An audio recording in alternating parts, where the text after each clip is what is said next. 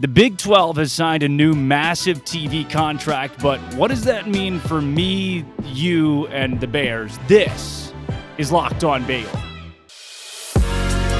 You are Locked On Baylor, your daily podcast on the Baylor Bears, part of the Locked On Podcast Network, your team every day. It's Tuesday, the day that succeeds Halloween. I'm Drake Toll. That's Robbie Triano. Full transparency. We are recording this show on Halloween. We're going to guess each other's costumes. Robbie, what do you think I am today? Are you a Texas Tech fan? Are you a Texas fan? Like, I know they love you a lot, so are you a Texas Tech fan? I feel like you love Lubbock. Literally wearing my costume right now, and you don't like... what is that? You're Mac Brown? Are you Mac Brown? I'm Michael Jordan. Oh, so close. I am Michael Jordan today. Yep. For those that are listening and not watching, I am the most PC Michael Jordan that has probably ever existed. So don't get any ideas in your head.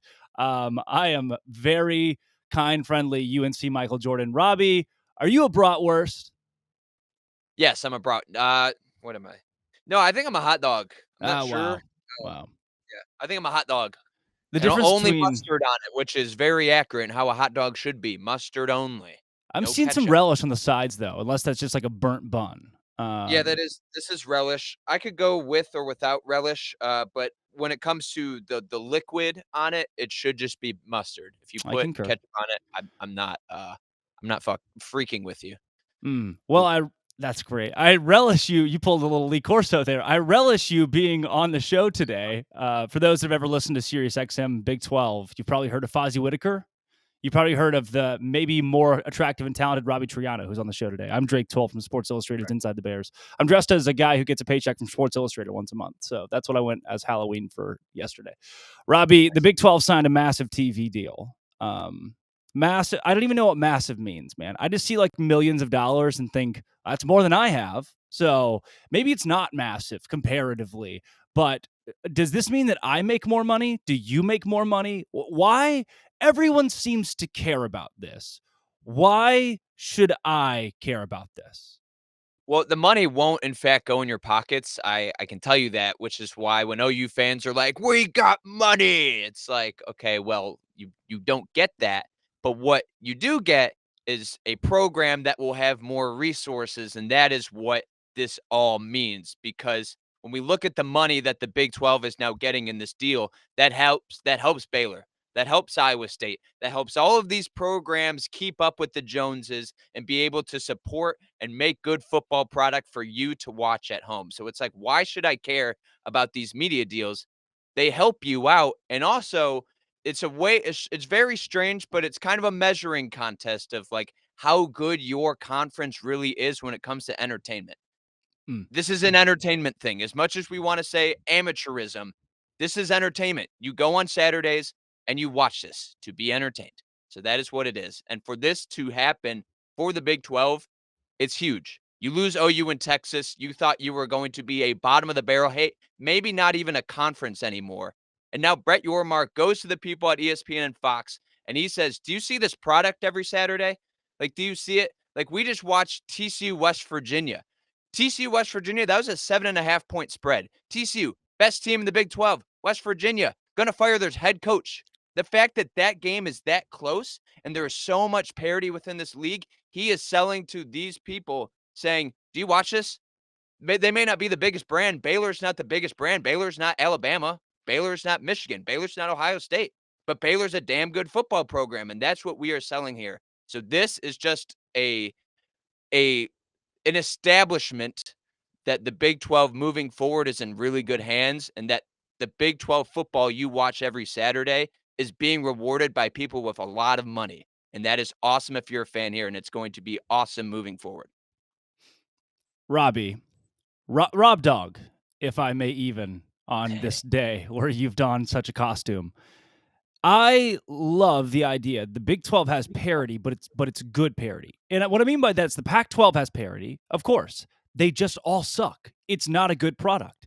The idea of them getting a big TV deal or even a TV deal like this is so unfathomable to me because yes, they can beat up on one another and their best team could have a 10-point spread against their worst team, but it's just not very good football. No one shows up to the games, no one watches it on TV, and they don't win bowl games because they're worse than other teams in the nation.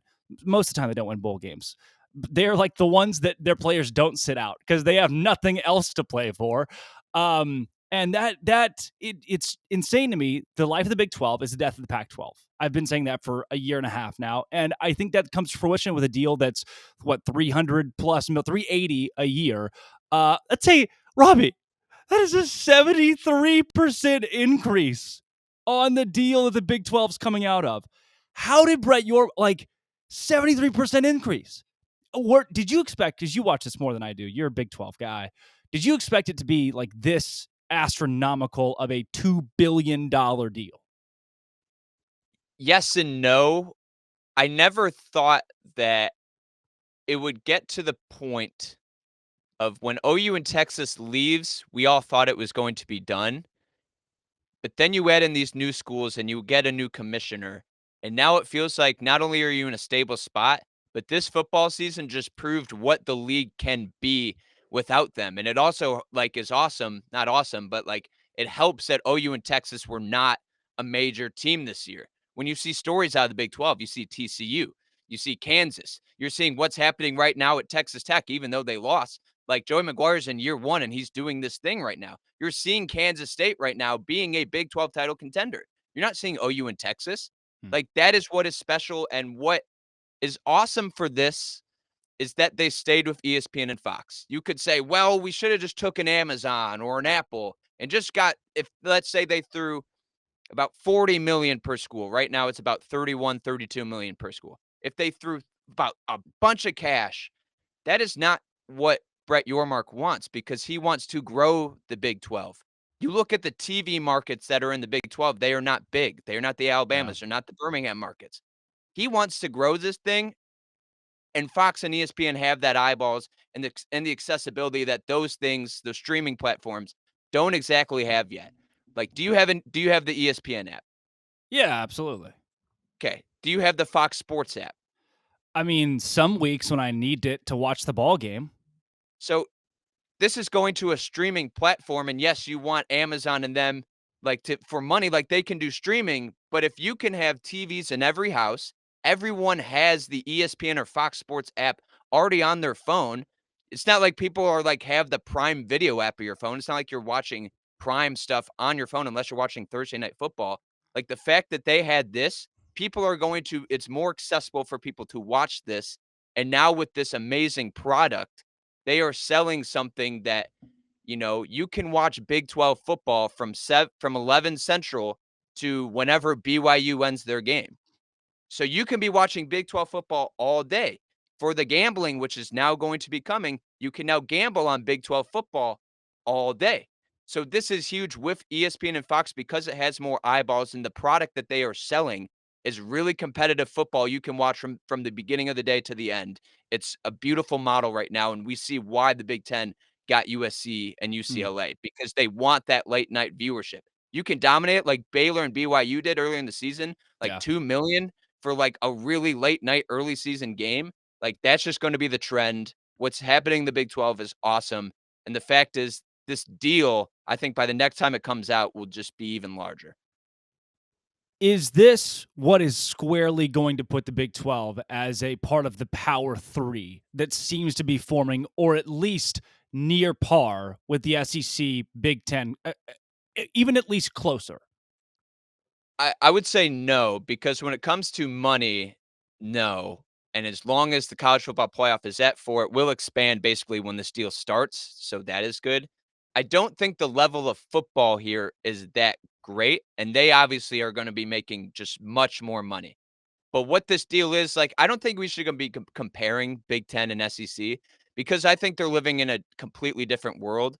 I think that the Big 12 can be its own, kind of league, honestly. It sounds really strange to say. I don't know how to do it, but if you can just watch Big 12 football. There's the NFL and the XFL.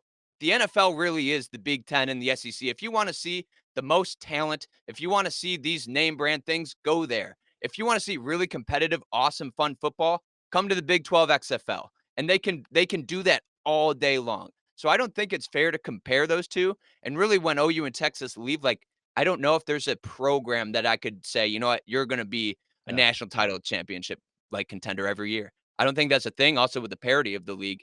But what this league is setting up is to be its own unique thing in college football. You have the money, you have the greed up there. Come to the Big 12. Really, really, really fun. And we're not exactly driven by money, but I'm sure if they wanted to make a lot of money, they would. Mm. So I just like where the direction of this league is going. It's Brett Yormark has not made a fail yet as the new commissioner. Yeah, I don't think TCU is going to win a national championship in football in my lifetime, or Texas Tech, or Oklahoma State, or Baylor, or any of these Big 12 teams, and I'm okay with that. I'm okay with that. You've seen kind of the peak of a lot of these programs over the course of the last 15 years or so, where they've excelled. You've seen Texas Tech in the top 10. Almost every Big 12 team, pretty much in the last 15 years, has ventured into the top 10. Some of them at number one, Kansas State, I'll give you, where Baylor beat them, and that's probably the peak of the conference, and I'm good with that. It's good. 12-team Yeah. playoff. Big 12 gets bounced in the first two rounds. I'm still good with that. Big Yeah. 10, SEC, have your national titles. I'm gonna have my fun. And if you look at what the college football playoff will be, there will be an automatic qualifier for the top 6 conferences Mhm. or ranked teams. They will have an automatic qualifier. So if you think this league of parity right now that we are heading towards the end of this season and there are a lot of contenders still for the Big 12 title, I think it's a two-team race right now. But if you go in other seasons with BYU, Houston, UCF, and Cincinnati in this thing, like, think of the ratings and how this league will be in November when you are fighting for a chance to be in the college football playoff. Not Yeah. just like, oh, maybe they'll let us in. It's like, no, if you win the championship, you are in. And for this league of parity, like, people are going to want to see those stories. We are seeing how these companies or ESPN or people are investing in stories by watching Kansas.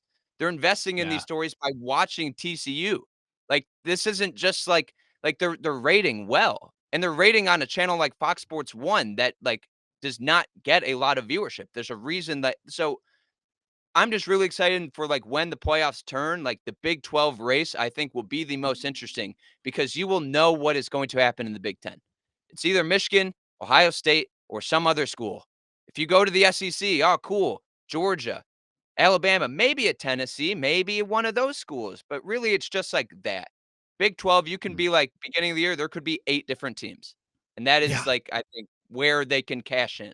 There still are like 6 right now that are 6 different programs, 6 different locked on shows today that opened with our team still has a shot at the Big 12 championship. And that's Yeah. just not the way the SEC goes. Robbie, I am well past due by telling our great friends at home about Nissan, but I do want to get into your thoughts about the Baylor Texas Tech game because I frankly was shocked that Baylor won the way they did. And a little surprised that Baylor won in general. But I think one of the reasons they won, trust me, Robbie's not going anywhere. He's sticking around for a little bit, is the Nissan thrilling moment of the week for Baylor football. Had I asked all of you last week, this time last week, said, who is AJ McCarty? Most of you would have said, wasn't he that drummer? He was with Led Zeppelin for a little bit, and then like U2 picked him up for a tour, but I think they dropped him. Was that the guy? And no, that's Phil McCarty. Nice try. AJ McCarty is a defensive back for the Baylor Bears, who, when Shuck was put in the game for Texas Tech, immediately picked off his first pass and took it for 6. Hey, touchdown pass for Shuck. It was very nice. Welcome back from injury. That was the Nissan thrilling moment of the game for me. It buried Texas Tech, like not even just, someone tweeted, it was great, at literally halftime. It was like, this game will set the program back years, which seems dramatic as a Texas Tech fan. But then after that Shuck interception, I thought, no, maybe there's a chance. AJ McCarty got a pick 6. These thrilling moments brought to you by Nissan, inspired by the new thrilling designs. Pursue your thrills with the new Frontier, Armada, or Pathfinder, available at nissanusa.com. Robbie Triano of Sirius Still a hot XM dog. Big 12 Absolutely. Radio, Rob Dog, the hot dog. Had you ever heard of AJ McCarty? Because let me tell you what, when that kid picked the ball off, I thought, where did they get this guy? No, I didn't. And Baylor is such a confusing team, like, really Yes. confusing. because I think we all came the year thinking they're gonna be a lot better, and then they weren't. And then I've just come to realize they're really, really young at a lot of different places, Yeah. and you replace a lot of amazing talent. Like, Alabama can replace a lot of NFL talent just because that's behind the weeds.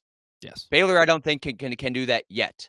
But now this performance in a Texas Tech team, like, I thought Texas Tech was going to win. Like, I'm Me just gonna too. be perfectly honest. They had momentum and, like, they're a feisty team, and I thought Baron Morton looked phenomenal in a lot of performances. Baylor just, like, made him look like garbage, like, made him look like the redshirt freshman that he is.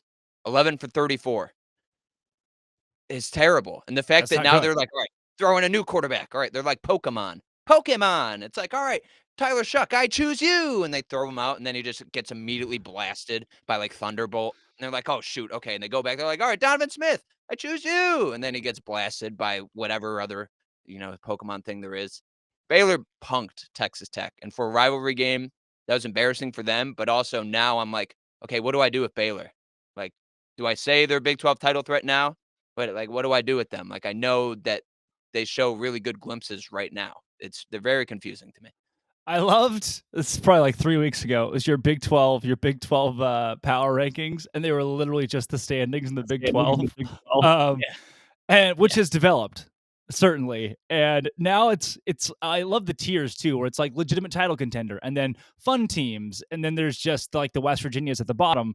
Like what Baylor to me is in that weird void.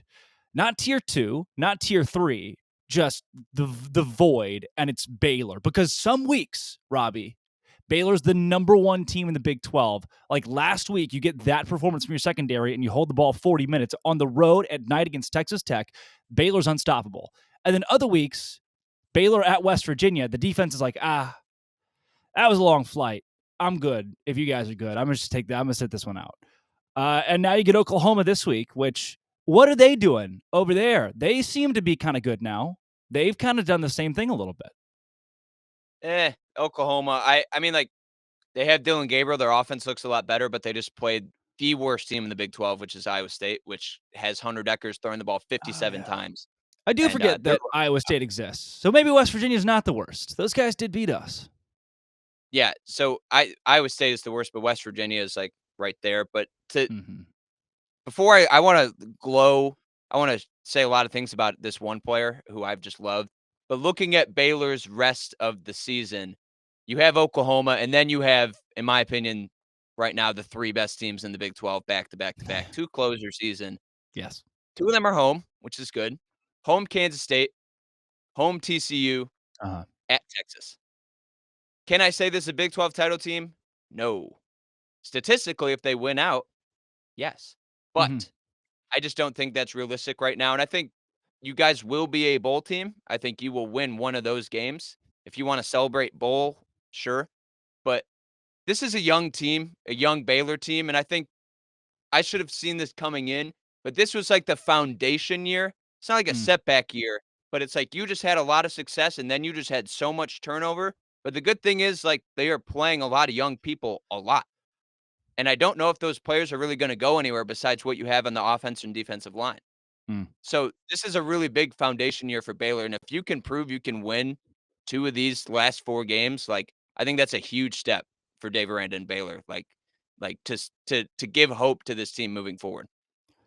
You know, I think it was like 4 of the guys that had interceptions this week are like redshirt freshmen or sophomores, that's good. That's like a good thing when the secondary's been kind of bad too. Um, when you put there are 2 words. When you put the word dick and then the word Reese separately, you think like, oh, one of them could be inappropriate or could be a name. The Mhm. other is like one letter and apostrophe off from being the best Halloween candy that exists. But when you Right. place Dick Reese together, you get the best freshman running back in the Big 12. Robbie Triano, Dick Reese go. I've been amazed watching Dick Reese. You know, it's funny because when Gary Bohannon left and they made Blake Shapen the starter, they're like, "You know what? Our team's gonna look completely different. You know, we're gonna air it out a little bit more. You know, we're gonna do this different type of offense." Blake And they're like, Shapen was "Oh, supposed to be yeah, Zach Wilson, remember? yeah. Oh, we have this amazing running back. Let's just do the same thing. Let's just run the ball a lot and play really good defense." Why not? And it's working. And my take is, like, we are all seeing what he is now. But after Bijan Robinson leaves, I think he'll go to the NFL draft. Deuce Vaughn, I don't know if he's going to leave or not. I think he might do another year, make a bunch of NL money, and then go. But after those two leave, like, this is Dick Reese's league, like 100%. Like, he has the juice. He plays for an offense that is tailored perfectly for him with Jeff Grimes. The way they run the ball, like Gabe Eicher, the host of Big 12 Today that I work with, he says that is aesthetically pleasing, the most aesthetically pleasing offense in the whole league based on what they can do with the running game. That right there, he is set up so much. I love watching him play. I didn't think he was going to be even a factor this season. Before the season, I'm like, oh, Squirrel Williams. This Mick Williams guy. It's like, nope, here's this absolute stud. He's been a pleasure to watch, and I think the league should be on notice if they aren't already. Belleville Brahma. Guy was like a third string running back, and you're like, oh, hopefully maybe fourth string. Like, maybe we'll see him. Probably got some good upside. And then bada bing, bada boom. He goes for 350 yards in his last 2 games and 5 touchdowns. He's like 19 too, man. Like, he could trick or treat.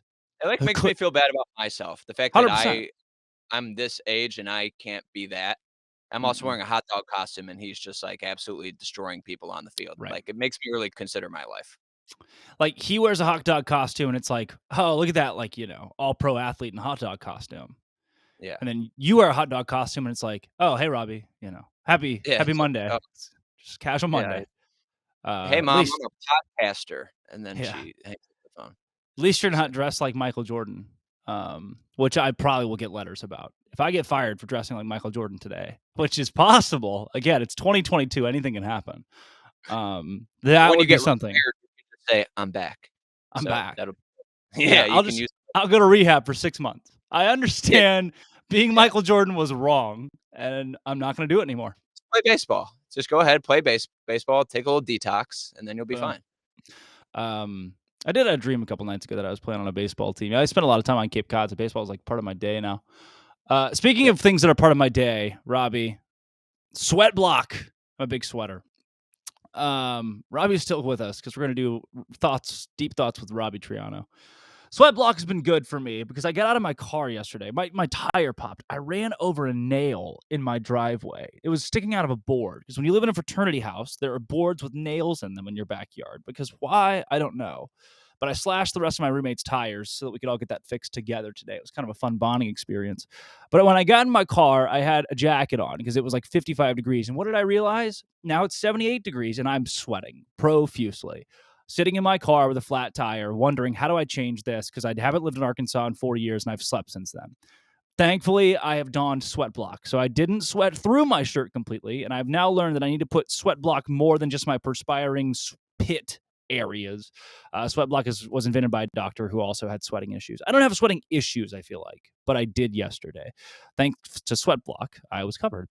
Try sweat block. Save 20% with the promo code LOCKEDON at sweatblock.com. Also available on Amazon. All right, we got a hand raised to the hot dog in the front. Robbie Triano, yes. 2 questions. One, why are you like always having car issues? It feels like every day it's just like, oh, my car exploded. Oh, it's in a ditch somewhere. Oh, someone stole it. Now your tire's gone. And 2, I am a sweater, so I might need that.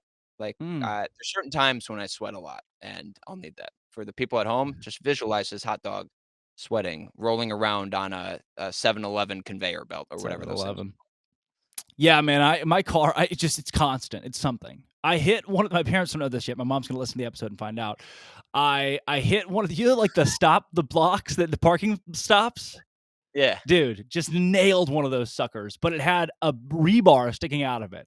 Just took a good little chunk off the side. Just kind of. Your car is like the Baylor Bears. Like, it gets a little clunky, but you know that by the end of the season, like, oh, it's still there. It's still standing. Yeah, there's some wear and tear. Yeah.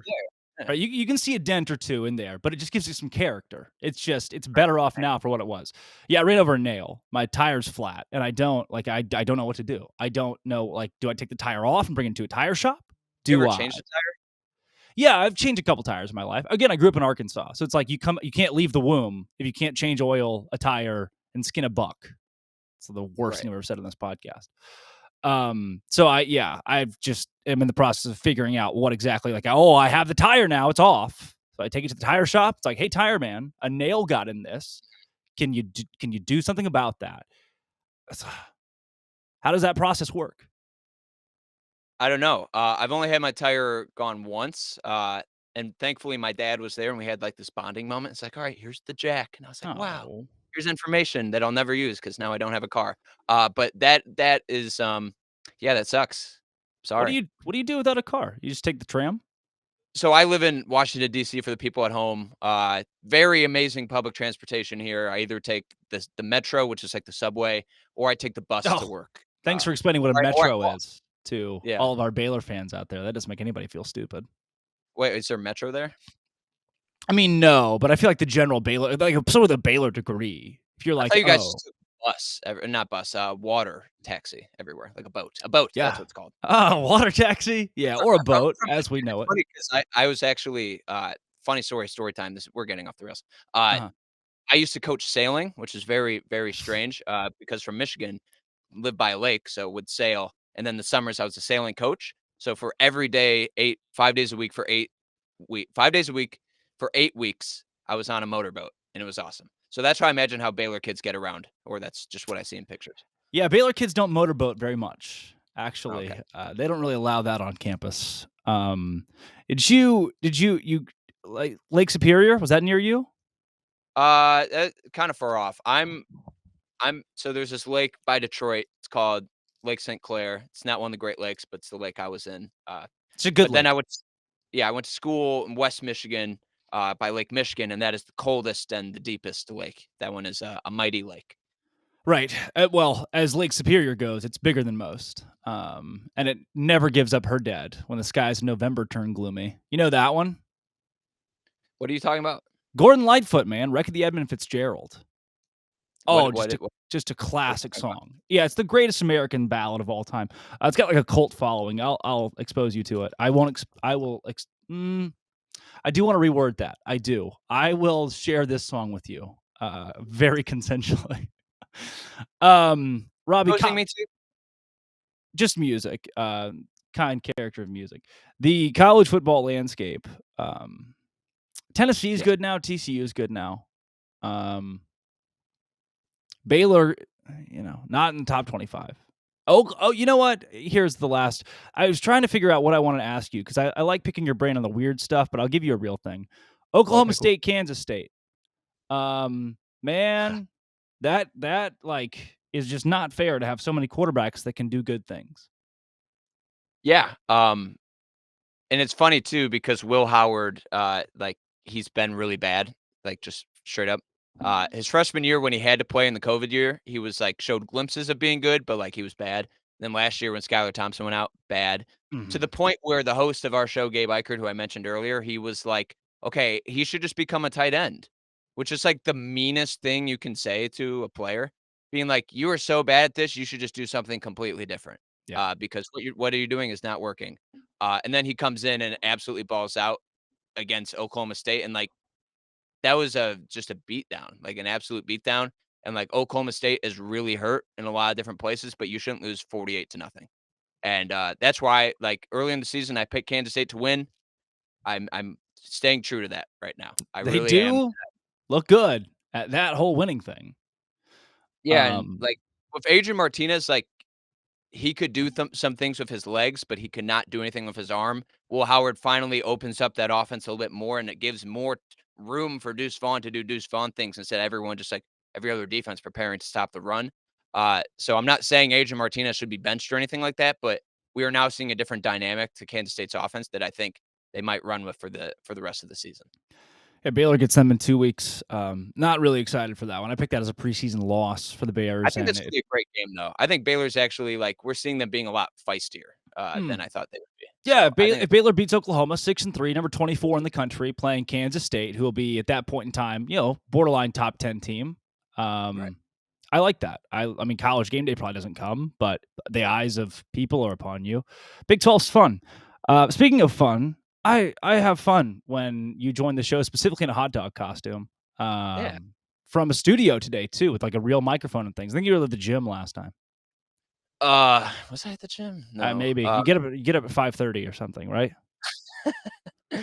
No, thankfully I have a job, SiriusXM. Thankfully I have a job, but thankfully SiriusXM allows me to use their studio, and yeah, I'm using their microphone that I cannot afford, and a mixer that I also can't afford.